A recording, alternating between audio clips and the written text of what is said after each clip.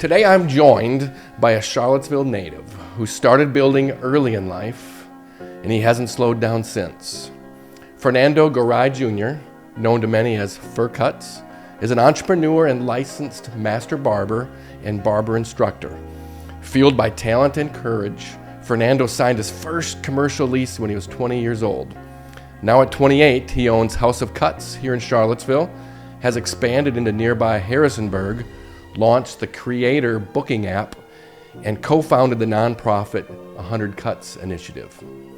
But this conversation isn't just about business. It's about discipline, confidence, and what it takes to build something that serves the community. It's about taking risks early, creating opportunity for others, and what Fernando has learned watching and leading young men build their own paths. Fernando, great to have you here. I appreciate the introduction. That was real nice. That was awesome. I like that. Well, That it's was easy great. to do it. I tell you what, you're the kind of guy that smiles all the time. I don't think I've ever seen you in this community without a big smile on your face. Hey, Charlottesville's a great place to be happy. It is, know? but partly because of people like you. I appreciate and there's something to be said about optimism in this world and hope. And when you're doing good things and enjoying life, smiles seem to come from that. Your eyes sparkle a little bit, so there's some good things that have happened, but you're a self-made man. Native here in Charlottesville, went to Sky High School, Albemarle High. Yeah. But you grew up Patriot. quick. You're a patriot. You did grow up quick. Why don't you just talk a little bit about, where you came from and how you came to sign your first commercial lease just past being a teenager. 20 years old, a lot of people are figuring out what to do in their world in this life, and here you are signing a commercial lease. Growing up quick you have. Yeah. I want you to talk about what brought you to that point. Yeah.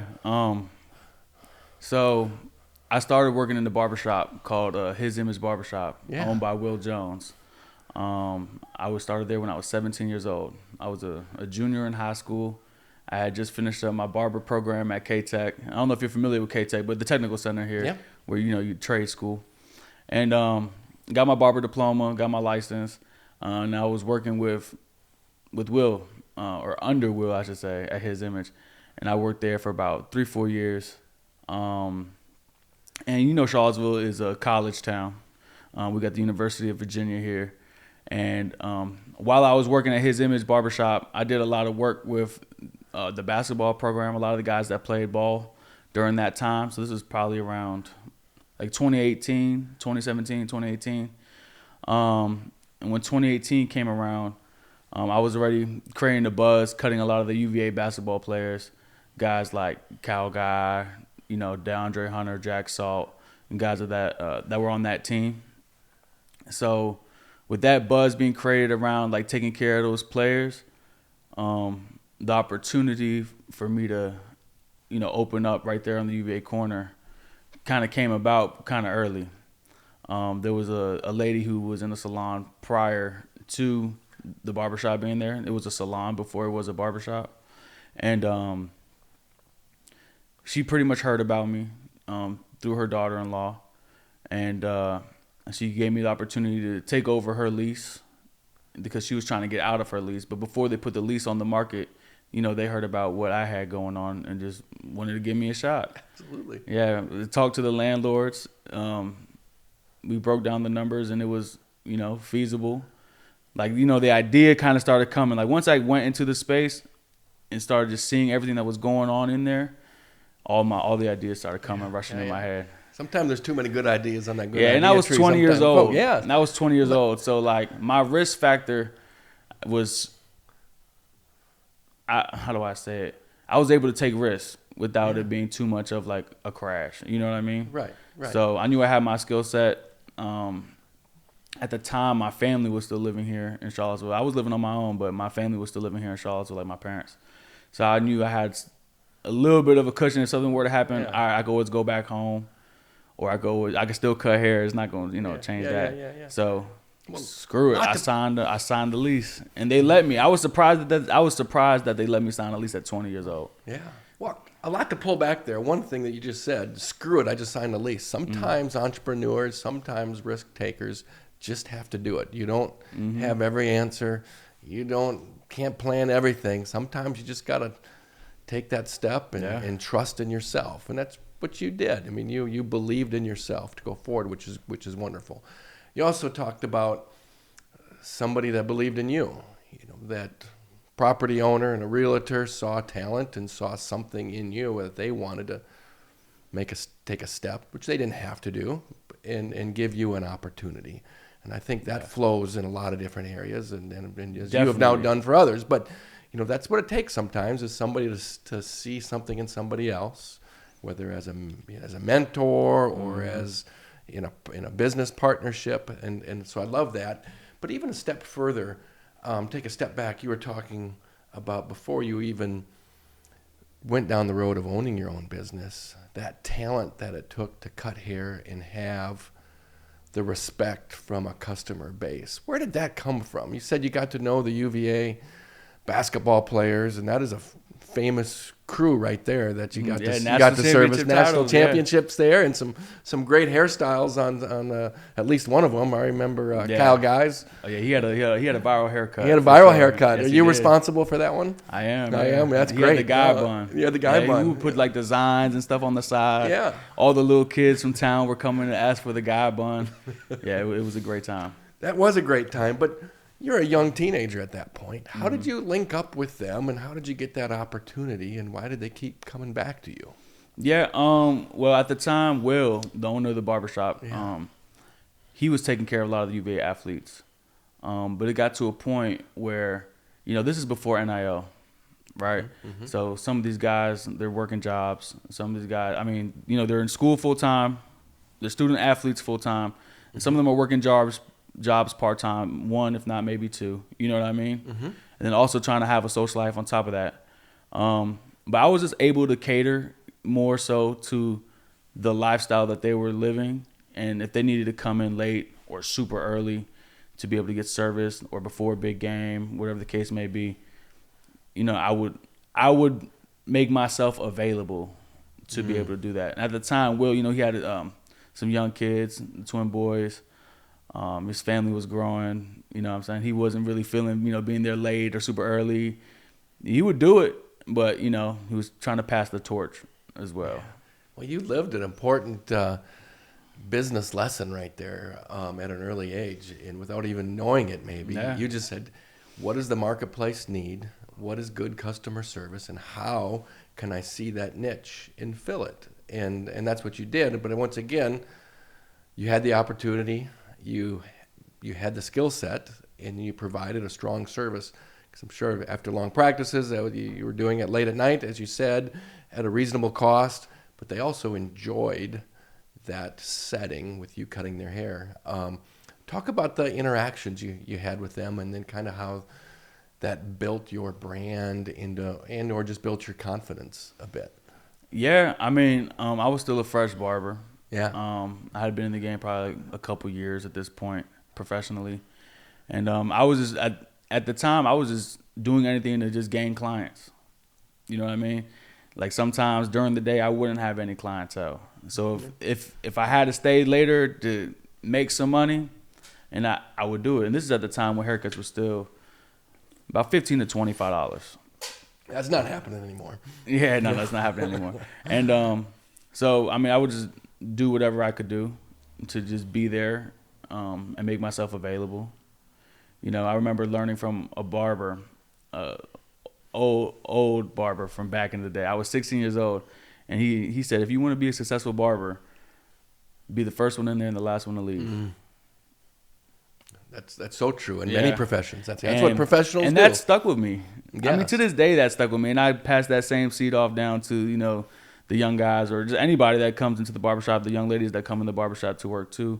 That's a seed that worked great for me, and it's worked great for others as well. And believe it or not, that barber, I met him, was at a halfway house. Really? He just came home from prison, re-entering back into society.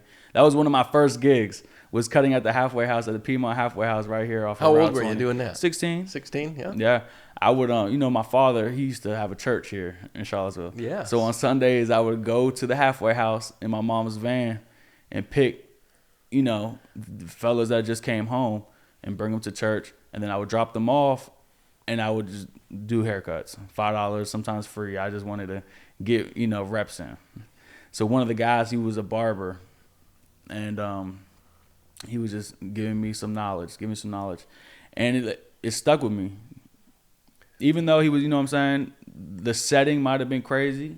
It was a halfway house, He's re-entering society. Some people would be uncomfortable with that or not take advice from somebody that's in that setting. But that was one gem that stuck with me forever. And I don't ever put anybody past giving me some knowledge, no matter what setting they're in, because everybody's word is valuable. Oh, 100% right. And that's why your heart is in a really good spot, and that's where you're able to have such good influence into the other initiatives you're doing now. You spoke about your dad starting up a church. Mm-hmm. Tell me more about how you were raised. My father and my mother, they were pastors here in Charlottesville. They had a small Spanish church called the Iglesia de Revolución, which is the Revolution Church in Spanish. On a packed Sunday would probably be, 40 to 60 people. On a regular Sunday, maybe about 25, 30.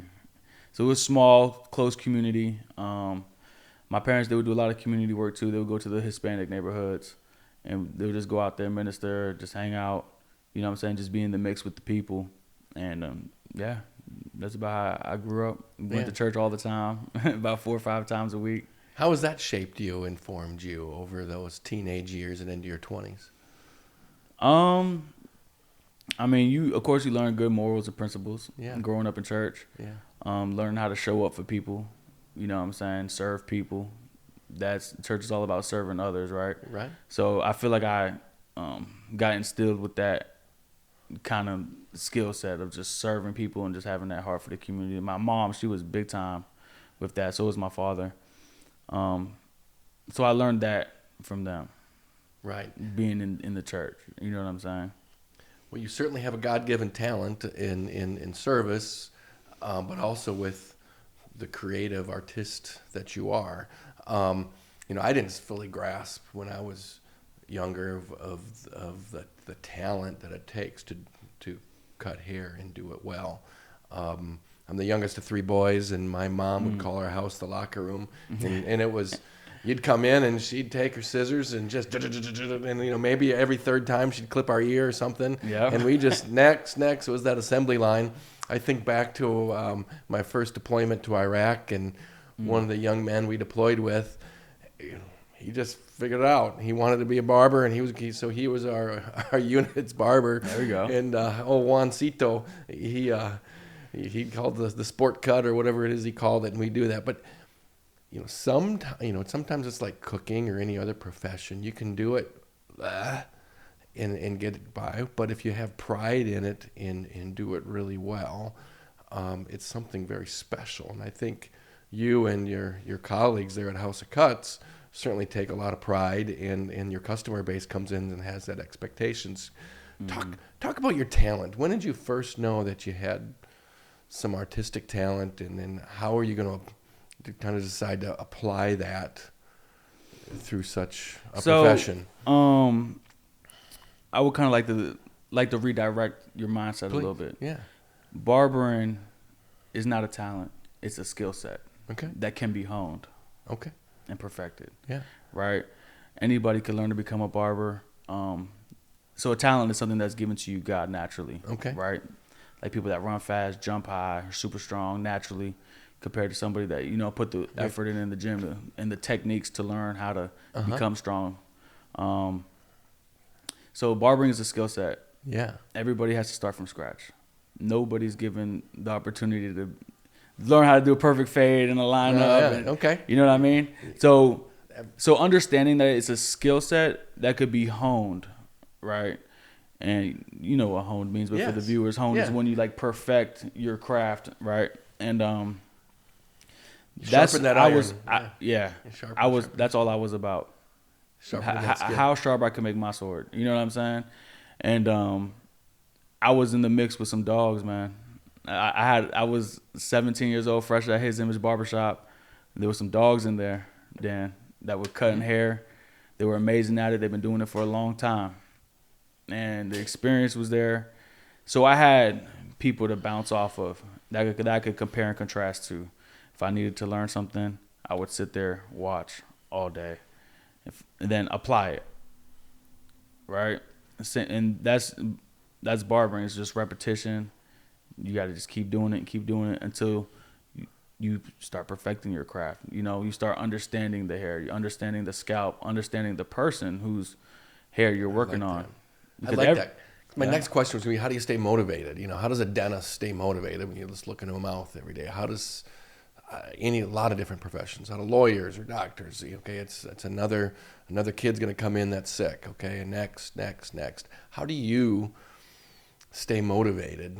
And I think you were just talking through that right there, how you do it. Everyone's an individual person. Maybe just talk through, as a professional, how do you stay motivated every day coming into the barbershop? It's understanding your purpose. Yeah. Outside of just barbering. Yeah. Right? If barbering is just a job for you, then it could be just a job for you. I understand I have gifts in serving people. Mm-hmm. And I use barbering as my platform to serve people. So understanding that that's my gift and I would like to say my calling is to serve people and serve my community. Using the barbering platform has been a perfect lane for me. I mean, granted, I've spent years doing it and perfecting the skill set.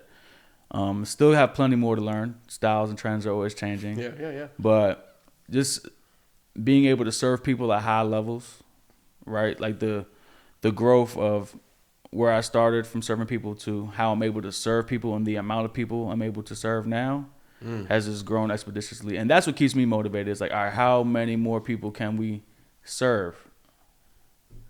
If that makes sense. It does make sense. So that's my purpose behind it. That's what keeps me motivated. Yeah. As your service has expanded a bit, you know, you can kind of see as a business owner, it's not just you doing it. You're kind of training others, and you as a master barber, an instructor, hiring or bringing in new barbers into your shop as you expanded to Harrisonburg with a partner there now. Mm-hmm. How does your mindset change when you're training, serving somebody directly, and then you're training somebody else to serve that customer?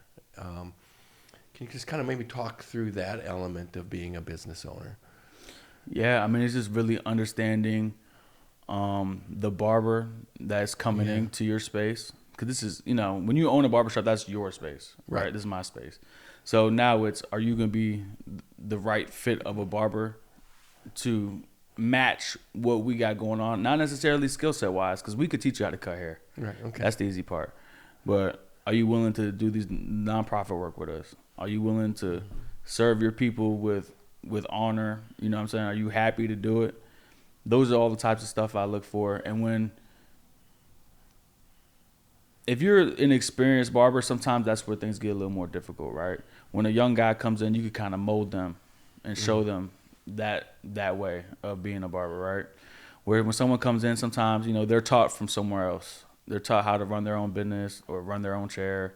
And, you know, the men that I have came from a good environment where that's where they practice those types of things. But at House of Cuts and Classics, we practice serving the community. That's a part of our practice. How many chairs, how many barbers do you have right now? Right now it's 11 chairs over here at House of Cuts. And there's like 12 of us. Okay. One station is split between two barbers. Right. And this is including myself. Yeah, this is including myself. Yeah. And you just expanded. Yeah. We just added the 3 stations to make it 11 chairs. Okay, so then you just added 3 or 4 more barbers since then? Yeah, so we did hire some guys. How does that work? If somebody walks in and says, "Hey, I'd like to cut here," what's the vetting process look like to see if they're going to be a good fit? There's a couple things. There's a couple things, right? If you're a barber in the area, have you done work with us outside of the barbershop? Like, we had guys that come in for the 100 Cuts events and do work with us. That's always like super clutch. If you already kind of like in the mix with us, then that helps. If you have a portfolio, obviously, but it's really just understanding does that barber fit what we want to do? Kind of what I brought up earlier. Right. This is our goal as a barbershop. Serve the community, serve them with passion, serve them with honor. If you're willing to fit that criteria, then you're a good fit. You've mentioned a couple of times the 100 Cut Initiative. 100 Cuts Initiative. 100 Cuts Initiative. Yeah. Tell us more about that and what prompted that and where you are right now with that program. Yeah, so 100 Cuts Initiative is it's so deep. Yeah. It started with Daniel Fairley, Amanda Burns, and I. We're the 3 original co-founders of 100 Cuts. It started off because there was a point in time where there was a lot of gun violence here in the city of Charlottesville. And I remember Daniel Fairley and I were sitting outside the barbershop, like right after his haircut, or it was either right before or right after, I'm not sure. And I believe he was getting married too. And one of his like mentees got killed. He got shot right here on the downtown mall, probably 0.2 miles away from where we're at right now, right? And it just hit hard, right? A 14-year-old kid, could have been 13, one or the other, got shot by another kid, right? Died. And this started to become like a pattern. So Daniel, he was I'm trying to just get the story right. Yeah, no, that's Daniel, he was working with the city at the time as like a youth coordinator, just trying to just impact the youth through the city. They have like a section of like the city that's what they do, just try to impact youth. So when I connected with him, and he was also the president of the 100 Black Men in Central Virginia at the time. Okay. I feel like that's important to say as well. Okay. We were sitting there talking, just kind of like trying to make sense of what was going on, like why is everything going on, and we were just trying to create a way to have preventative measures essentially before violence happened. Right? Because you have the police department, but they're only good for post services. Right? Something traumatic happens, they're going to respond. First responders come, but that's post violence or post action, not pre-action, right? So we wanted to come up with an idea of, all right, these are kids, okay. What can we do to, get close to them and be able to, just kind of give them some guidance or listen to them. You know what I mean? Yeah. So we would go into the schools. Amanda Burns, she's now, at the time she wasn't on the school board, but she's a part of the city school board now. She has a huge heart for the kids. I'm talking, she's like a mother of the city. You know what I mean? Yeah, anybody could call Amanda. She'll take the shirt off her back for you. Especially if you're a kid too and you're in the city schools and or out mall schools, she's coming. She's making sure you taking care of your herd. She's one of the best candidates for, the school board position that she's at now, which I'm so glad she's in there because she truly does have a great heart for the kids. So we would go there, we would set up shop, kind of like after school, right? From like 4:15 to about 6. The kids would sign up and they would come get free haircuts. Yeah. And we would just show up and service the kids. Yeah. Bless them. How's it going right now? Man, what kind of help do you need? So just kind of going back into it, like what we do at these times when it's more than just a haircut, right? Right. So what happens is the kids will get paired up with a barber, right? And then you kind of become like that trusted individual between student and barber, and we're trying to bridge the gap between the community and the school system. So when kids are out here in the street or wherever, after school, whatever, they know they have certain people that they could come in contact with for a safe place. If they need something, they need to talk, whatever the case may be, right? Without it being like when kids go through stuff in school, sometimes they'll tell an adult and they'll get in trouble for it. Yeah, you tell a coach, right? You tell a teacher. Yeah, and this is somebody that... And they'll get in trouble for it, right? So this is a way we don't have to mandate report. The only time we have to report something is if it's Obviously, someone's trying to harm somebody or harm themselves. Mm-hmm. That's it. Besides that, feel free to holler at me about whatever. You know what I'm saying? It's back to what you said before. It's not about cutting hair. Mm-hmm. It's about providing the service, and this is just an avenue to get in the door to reach people, and I love that. I love that. How many kids do you think you've reached, and tell us about kind of your annual events? Yeah, so we've reached thousands of kids and families over the years. We've probably been going about 5-6 years now. Every year for back to school, we host a huge event here in Charlottesville. We partner up with 100 Black Men. Of course, it's a 100 Cuts initiative. So anything we do is automatically partner with 100 Black Men. And the city schools specifically, because Amanda, she's a part of the school board now. So it's like a big trio. I provide services and build a team to be able to do that.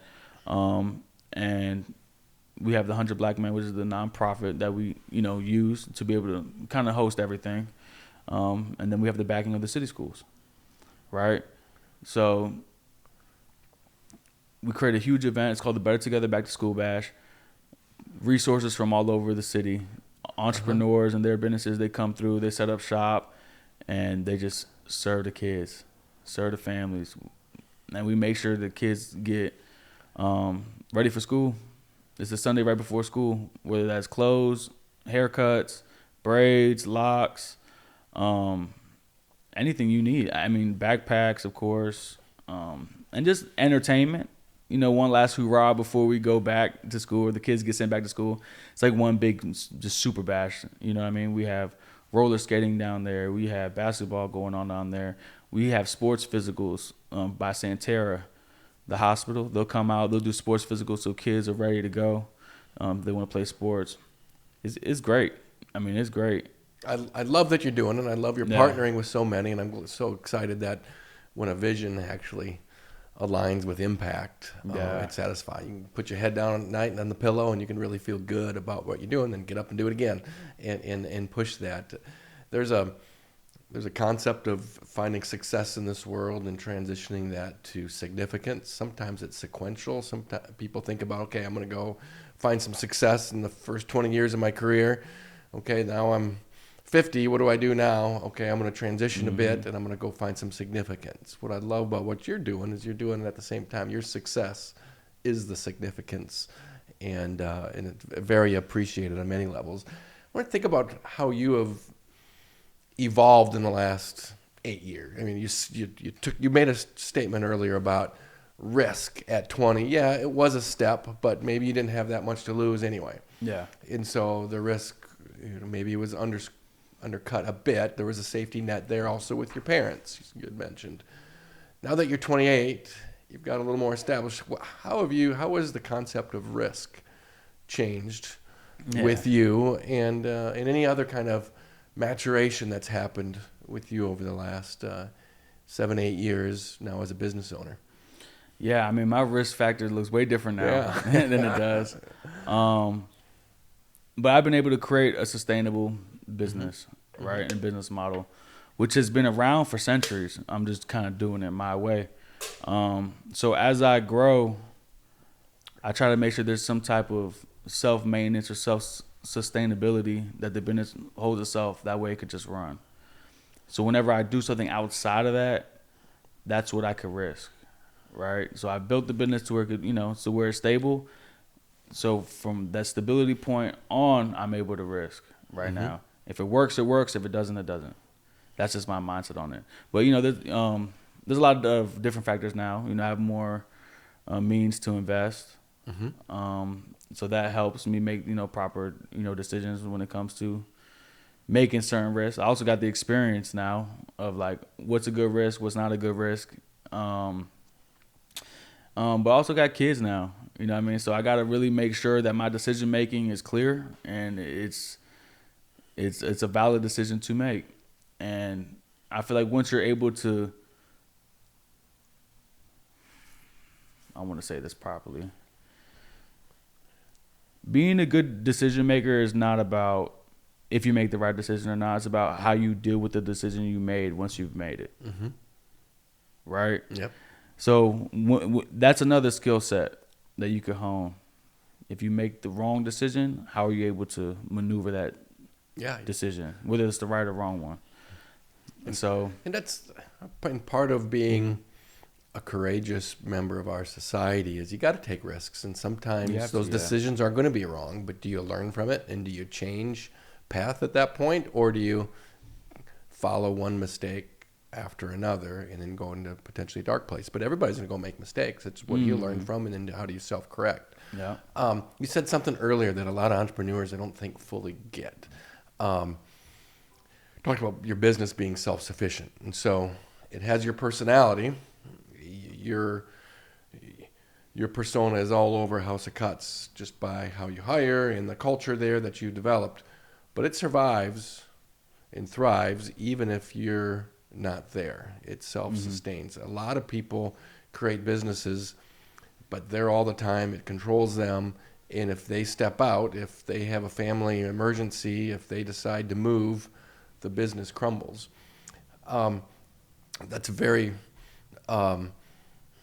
important concept. I think a lot of people don't understand. How did you first get that? Did you think about creating this intentionally, or did it just happen and you kind of at this point have the recognition that it's working without me? That's kind of nice.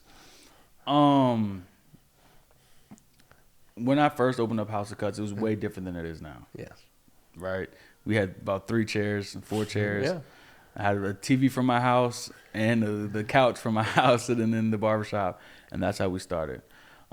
Obviously, I had one full-time barber, which is your barber, Jason, great barber, and then Turo, another great barber. But he was part-time, though. So between us 3, I knew, all right, we could at least split the bills or whatever we got to do, but that wasn't self-sustainable. That was still me kind of being in the same model that I was doing, working for somebody else, right? Paying a booth rent and whatever the case may be. So I was still putting up a lot of my own money. And that wasn't working for me then. You know what I'm saying? I was like, okay, I got to be able to make sure this place, grows, for one. So reinvesting whatever little money that I did have at the time into creating another station, hiring another barber, creating more income flow. And just realizing that part, right? Like, okay, I want to be able to, of course, increase my profits and, whatever the case may be. But how can I remove myself personally from having to put so much into, the business itself, from my services, you know what I mean? Yeah. From the service aspect. That way I don't burn myself out. Yeah. And then once I had kids, my son is 5, so it's probably about year 2, year 3, you know what I mean, when I had House of Cuts. Now it's, how can I buy my time back? You know what I mean? Yeah. How can I go from behind the chair, because I was behind the chair, 12-hour days constantly, sometimes 14, 15, 16 hours a day. Like, still to this day, sometimes I'll do it. That's just for the love of the game at this point. But now it's like, all right, how can I buy my time back and be in my kids' life as much as possible, right? That's what they need. They need it. Yeah. They want just being present, actively present is important. And I think that there's a concept of wealth out there that it's not what's in your bank account. Wealth is how healthy you are. It's how much time you have. It's whether you're finding purpose. Those are the things that give true wealth, I think, and satisfaction in life. Certainly some money helps with the others. But I like that. Reflecting a bit for a sec, you talked about some of those decisions you made over the last 7-8 years. How did you learn that? Is it just kind of, you had epiphanies and you self-started and you figured it out like we talked about, making mistakes? Did you have other coaches and mentors, business coaches or life coaches, mentors in your life that helped you? And then kind of, who are you leaning on now? I always think about the concept of mentorship is 2 ways. One, we owe a duty to the next generation or for other folks to be a mentor and be open to help others. But at the same time, we're never done learning. And so who am I reaching out to continue to cultivate my craft or cultivate my purpose and passion? How has that worked with you in the last 8-10 years? So coming to this industry, I'm aware that I was never the first barber, right? Yeah. So the first 3 to 4 years is understanding how this career is done. Yeah. From an individual standpoint, becoming a barber, creating clientele, sustaining your own chair, and stuff like that. And then it was, okay, now I got that part figured out. Now it's, okay, somebody owns the barbershop that I was at, right? Mm-hmm. What is he doing? So I'm over here 17, 18, 19 years old. I'm sitting there all day just like watching and observing. It's like, okay, well, these guys, we're all paying this. So this is, I'm just doing math, right? And then you realize, oh, that's what the guy over here is doing. That's what the guy is over here is doing. This is the blueprint. It's a blueprint that's already there. Being a barbershop owner has been around for years and years and years. So it's understanding that this is a proven career that does work, and being aware that it does work and not overcomplicating it, right? It doesn't have to be overcomplicated. It works. I mean, even some of the worst barbers and worst barbershops that you've ever heard of, they've been in business for 20 years, 20 plus 30 years. If you really think about it, right? So it's like, okay, understanding, all right, set up a barbershop. This is how a barbershop traditionally works. So following the traditional model, because that's been working for generations. Now in like today's round, right, 8 years later, what's different about barbershops? How are the other barbershop owners moving, right? Still doing the same thing. There's guys that's been doing this way longer than me. And I've got plenty of peers that are barbershop owners that they have beautiful barbershops, great sustainable businesses. And, sometimes it's about copying the right cat in this game. You know what I mean? Well, I love that you're kind of the concept you're bringing out, at least that's resonating with me, is being hungry for learning,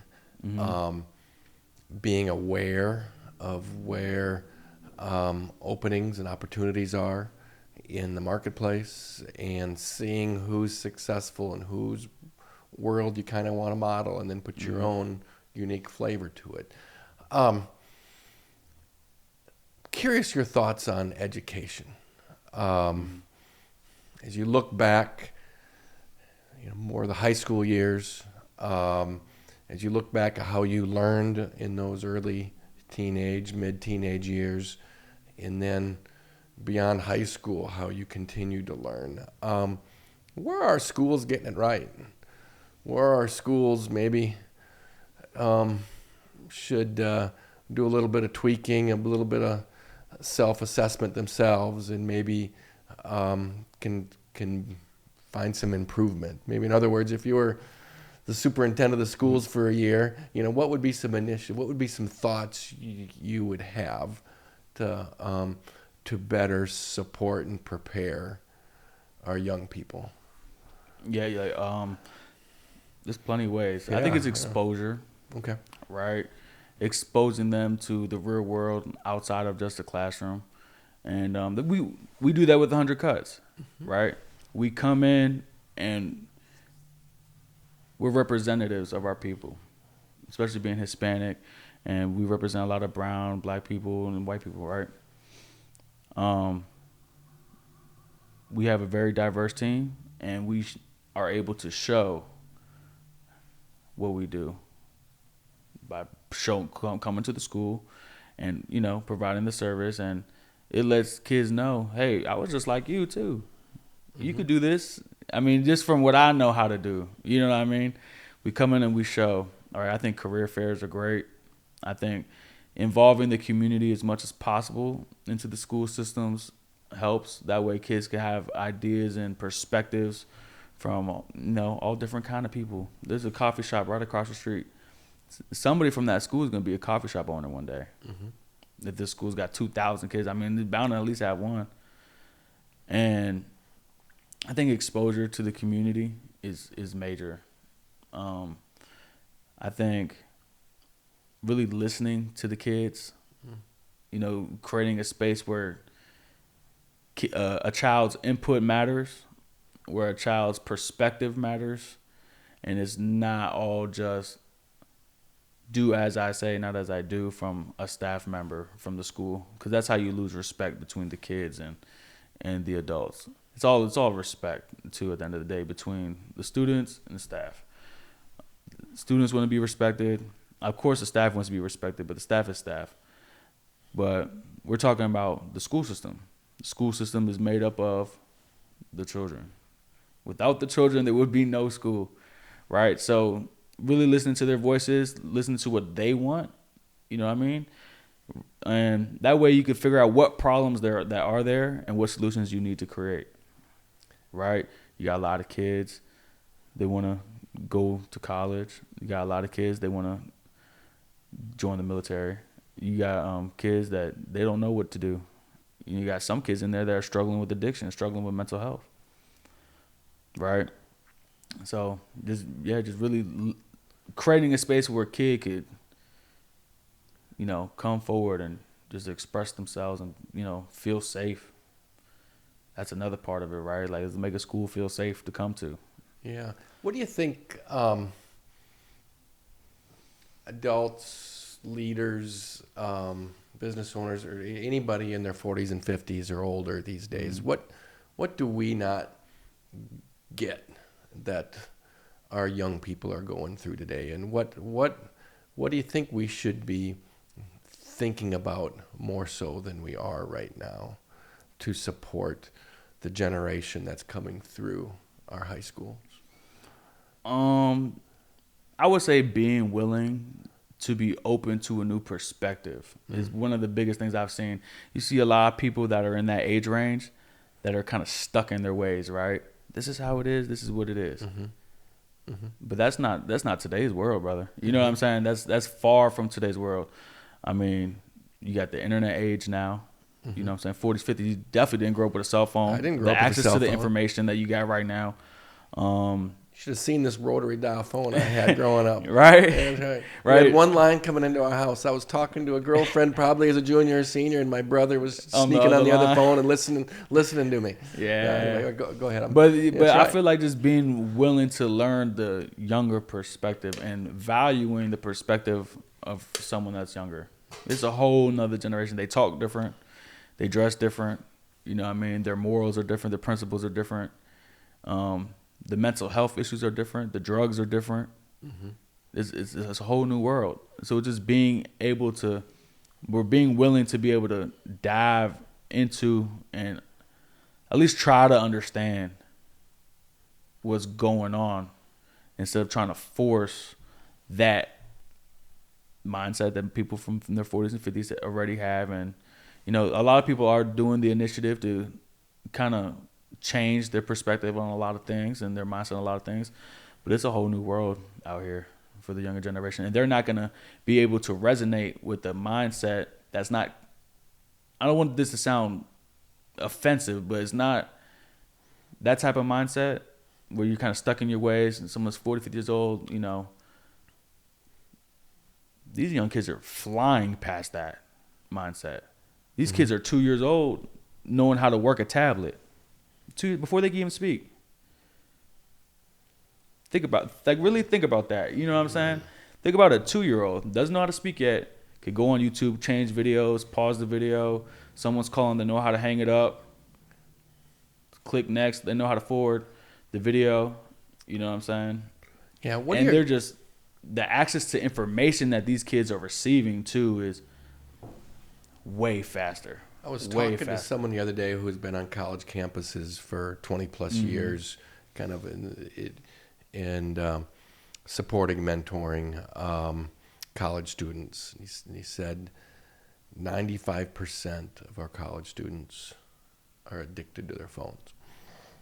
Do you think there's I talk to my son a bunch about this, about being present, human to human. And that's what I love about going back to the barbershop.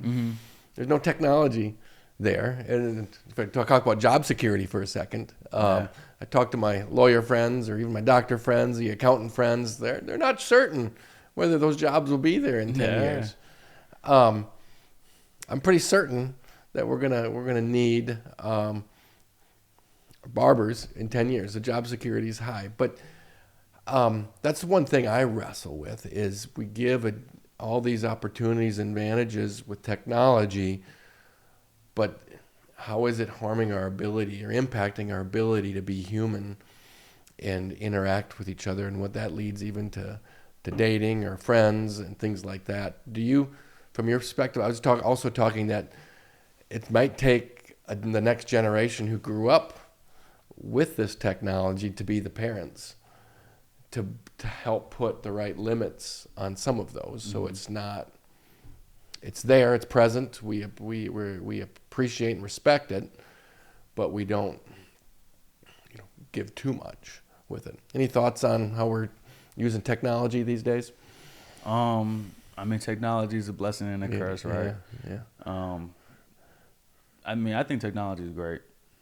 It's just enhancing everything, helping. It's a great tool. A cell phone is one of the most powerful tools you can have in your hand. It is. You know what I mean? But you can also abuse that. Just like anything else, you can abuse technology. You get addicted to notifications. Yeah, that dopamine hits. That's all dopamine hits. Yeah. I watched a whole documentary on this before. Yeah. And I think it was called The Social Dilemma. That's right. On Netflix. Yeah, You seen that? Yeah. When I saw that documentary, my whole perspective changed on the day-to-day stuff. I'm being manipulated. Yeah, right. You are being manipulated by these certain apps. Yeah. It's a great business model, though. If you're looking at it from that perspective, it's sticky. It's sticky. It's like, Keep okay, me what there. can I get someone, how can I keep someone engaged? But as a parent, of course, you want to monitor what your children are doing on these devices. I go through my sons and daughters' stuff all the time. And sometimes I'll even, let's say we're in the car riding, he'll listen to something. I'm like, what are you listening to? What are you watching? And you either skip it or, or whatever the case may be. But you could also use technology in the hospitals. I've heard some crazy stories from doctors about how, let's say someone's in brain surgery or heart surgery, right?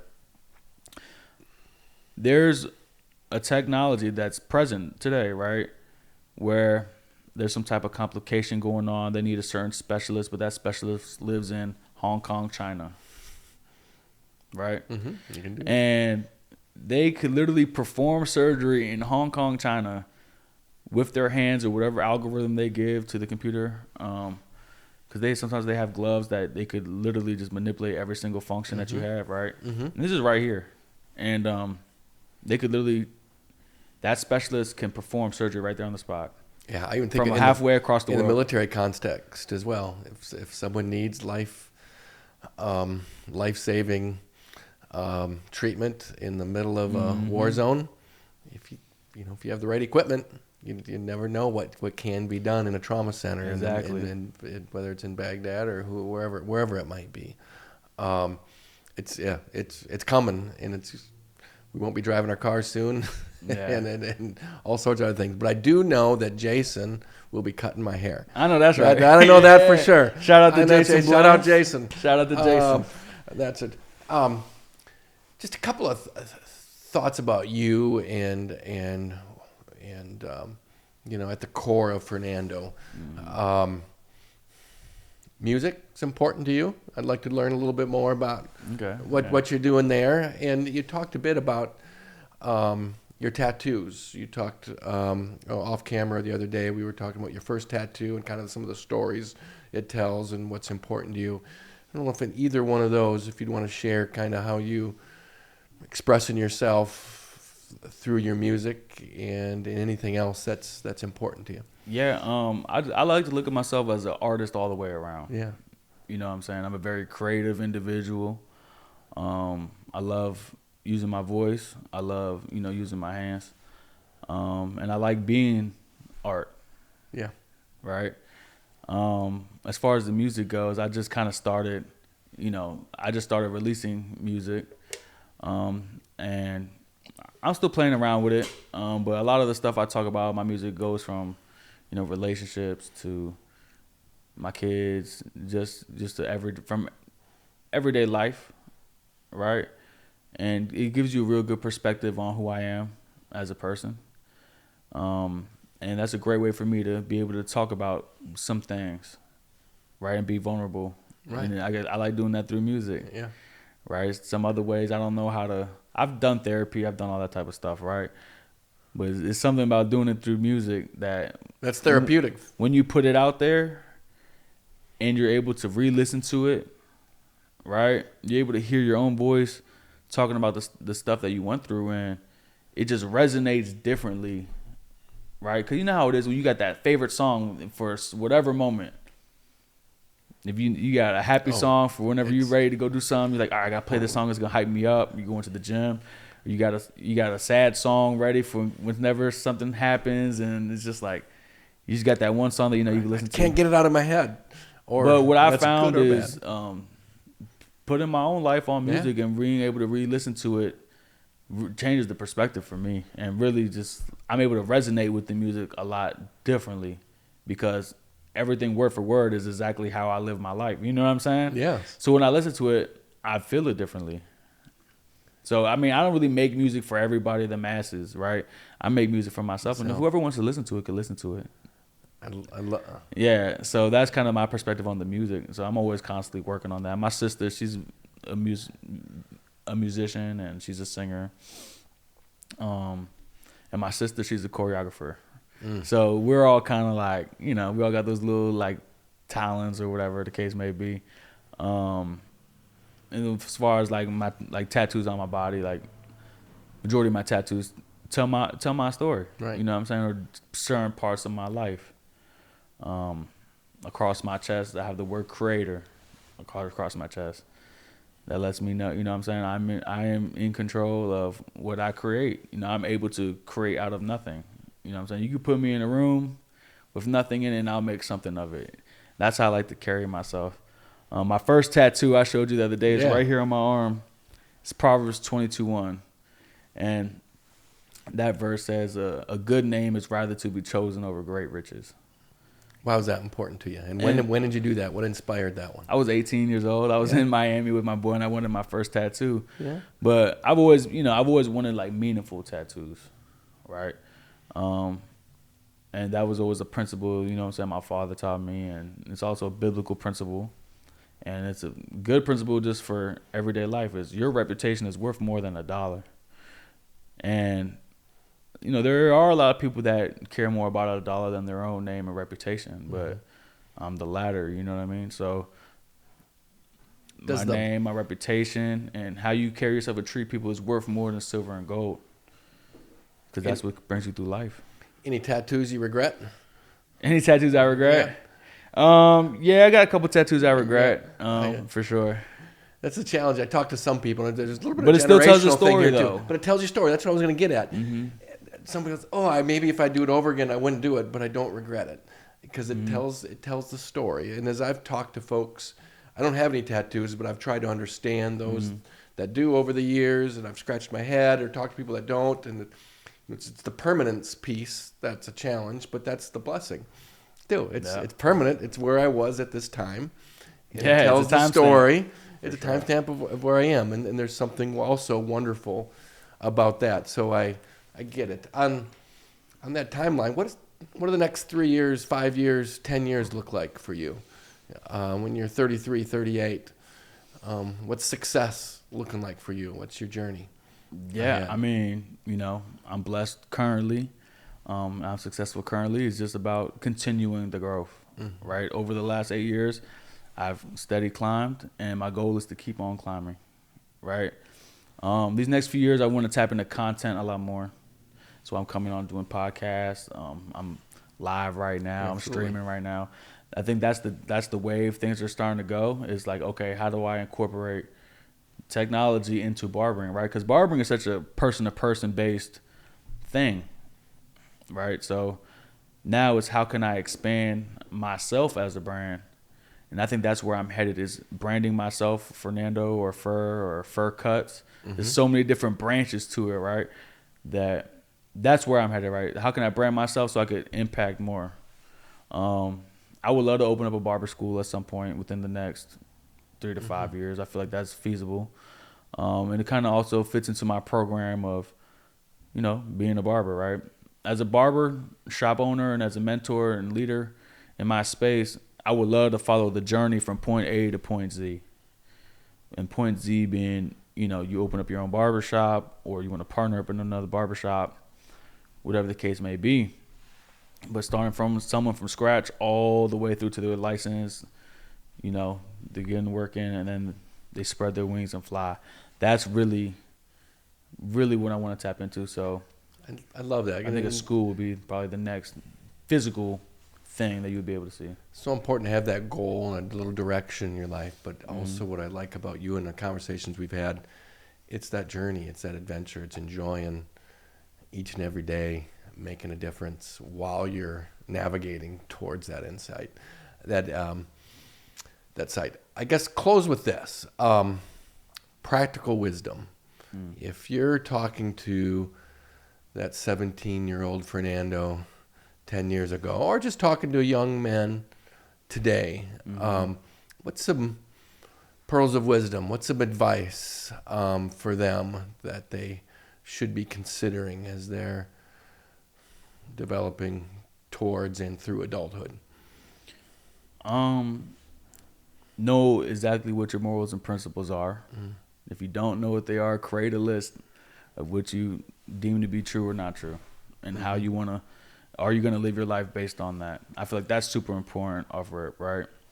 Like knowing what's the difference between good and bad from your point of view. Just being yourself, all the way through.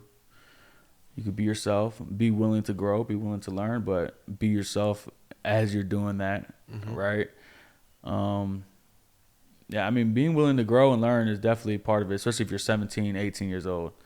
Like you have to be willing to grow and learn. You can't be stuck in that mindset forever, right? A lot of people's brains don't even develop until they're in their 20s, right? So, just, stay focused. Learn from other people's mistakes. Learn from others, yeah. Learn from others. You were saying it earlier about generational. What can 40 and 50-somethings learn and appreciate from others that are in a different time period today? And at the same time, what can those young people smartly learn from others who have got some scar tissue and some other dynamics that we've learned over the time? I think young people should learn that it could happen to you too. Whatever happened to somebody else. Right. Don't feel invincible. Humble yourself. Right. When you're 17, 18 years old, you feel like you're on top of the world. I know everything. I know everything. Yeah, exactly. I used to think like that too, right? I know. But don't think you're invincible and humble yourself a little bit through life. Yeah, life's going to knock you down. I like what you were saying before about having a list and the things that are important to you, but you can't beat yourself up if you fail or you get knocked down or if you choose unwisely with something. You don't have to go down that road. There's a concept in the military when it comes to prisoners of war. It's bouncing back. If you're being interrogated and beat around a little bit and everybody has a breaking point and you give up some information, you're not a horrible person. You don't beat the person down. You encourage them to bounce back. And the next time they go into that interrogation room, name, rank, serial number, I'm not going to say anything else, and they're going to have to do it again. But they want to exploit, in the military context, they want to exploit. If you've already given some, you're a failure, you might as well give us more information later. But that concept of bouncing back, I've seen as it can be applied to everyday life for so many folks. Don't beat yourself up, and don't allow yourself to be beat up by others because something goes wrong, or you made a mistake, or your past, you did whatever you did 5 years ago. Yeah. Bounce back. Your life is today and going forward. You're not defined by what you've done in the past. And so I just wanted to touch on that piece as well. I think it's important for folks to really appreciate. Yeah. I think, also don't be afraid to help others and don't be afraid to ask for help. Ask for help. Yes. You don't have to go through this life alone. Nah. And there's people out there that want to help. There They is. really are. You got to ask, though. It takes courage to ask. Closed mouths don't get fed, Dan. Closed mouths don't get fed. They do not get fed. I like that. Yeah. I like that. Fernando, any other last minute shout out to the entering the arena masses or onto your well, I appreciate TikTok group? Yeah, I appreciate, entering the arena for having me up here. I love watching your clips on Instagram and YouTube. So when you asked me to be a part of it, I was like, "Bet, I'm ready to do it. Boom, let's do it. Let's do it." Shout out to the guys and the ladies that have been a part of the journey. Yeah. Right. Shout out. You already shouted out Jason. That's your barber. Yeah, so special shout out to Jason absolutely. because this is his barber, and you come in there. But my whole team at House of Cutsman is a great team. They really are. And also at Classics, Angel and I, we got a good thing going on over there. Without Angel, there would be no Classics Barber Studio. You know what I'm saying? So being a partner with him in that business is great. So shout out to Angel. Shout out to you, June. But yeah, man, I'm blessed, man, to be around some good people. You are, yeah. And sometimes not everybody fits your program, but that's okay. And they were a part of the journey. Yeah. And shout out. I just want to shout out everybody that was a part of it. And gratitude is king, man. There we Gratitude is king. Well, I appreciate you, man. Thank you.